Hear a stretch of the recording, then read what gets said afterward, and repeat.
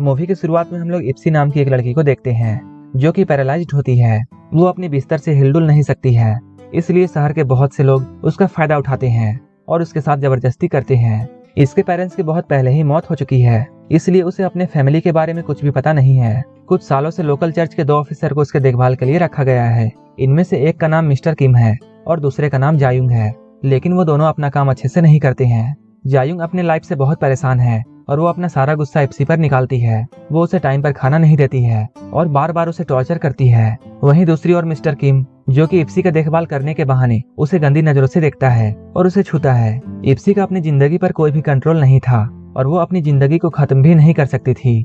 वहीं एक दिन चर्च का एक सीनियर ऑफिसर यहाँ आता है और वो इन दोनों से इप्सी का अच्छे से ख्याल रखने के लिए कहता है। ऐसे ही काफी दिन गुजर जाते हैं। एक दिन एक अनजान आदमी इप्सी के घर में आता है जो कि इप्सी का अंकल था और वो जेल से छूटकर यहाँ आया था और वो इप्सी के साथ में ही रहने लगता है। वो अपनी छोटी एज में ही घर से भाग गए थे, लेकिन जब वो वापस लौटा तब उसे ये बात पता चला कि इप्सी के डैड और उसके दादाजी की मौत हो चुकी है। इसके बाद इप्सी और उसकी मॉम अकेले रह रही थी।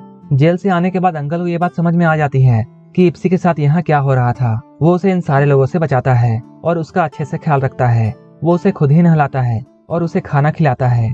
वो इप्सी की हर जरूरत पूरा करता है। इप्सी जो पहले बेजान पड़ी रहती थी, वो अब बिल्कुल खुश रहने लगती है और वो अपनी जिंदगी को अच्छे से जीने लगती है। लेकिन ये बात मिस्टर किम को अच्छी नहीं लगती है, क्योंकि अंकल के यहाँ आने के बाद वो इप्सी के साथ कुछ भी नहीं कर पा रहा था। इसलिए वो चर्च के मैनेजर से ये बोलता है, क्योंकि अंकल जेल से आया है इसलिए इप्सी के साथ उसका यहाँ रहना अच्छा नहीं है और उसे यहाँ से भगा देना चाहिए।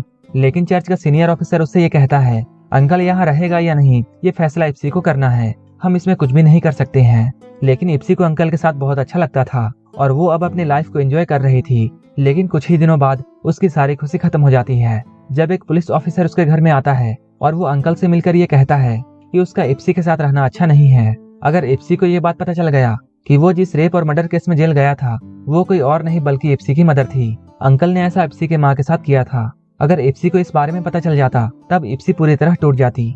ये सब सुनकर अंकल को बहुत बुरा लगता है। इसके बाद वो इप्सी को बाय बोलता है और यहाँ से चला जाता है।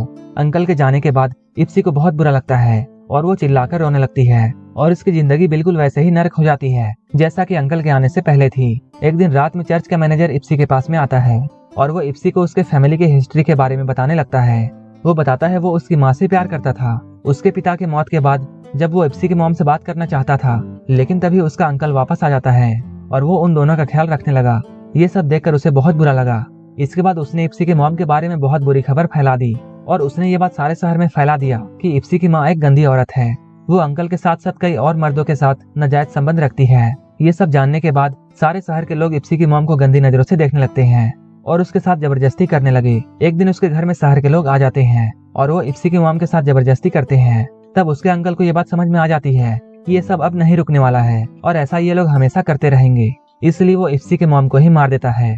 इसके बाद उसे जेल हो जाती है। सीनियर ऑफिसर इप्सी से ये भी बोलता है कि वो सिर्फ उसका इसलिए ख्याल रख रहा है क्योंकि वो अपनी मॉम की तरह दिखती है।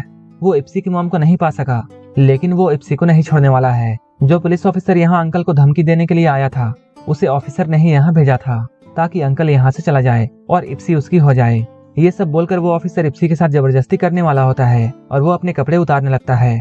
लेकिन तभी अंकल वहाँ आ जाता है और अंकल उस ऑफिसर को मार डालता है। इसके बाद रात में ये दोनों डिसाइड करते हैं जिन लोगों ने भी इनके साथ गलत किया है वो सारे लोगों को मार देंगे। अगली सुबह जब किम और जायुंग यहाँ आते हैं तब ये लोग जायुंग को मजबूर करते हैं ताकि वो किम को मार डाले और जायुंग ऐसा ही करती है, वो किम को मार डालती है। रात होने पर जब कुछ लड़के इप्सी को टॉर्चर करने के लिए यहाँ आते हैं तब अंकल एक एक करके सभी को मार देता है। एक दिन पुलिस ऑफिसर भी सीनियर ऑफिसर को ढूंढते हुए यहाँ आता है।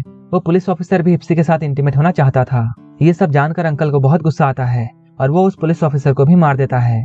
लेकिन यहाँ पर जायुंग और अंकल को भी गोली लग जाती है और इन दोनों की भी मौत यहीं पर हो जाती है। अब तुम लोग गलती से अगर नए हो तो सब्सक्राइब करो, वो जो लाल वाला बटन है उस पर अपने जीजा जी फेंक के मारो या फूफा जी, मुझे नहीं पता, बस क्लिक हो जाना चाहिए। अब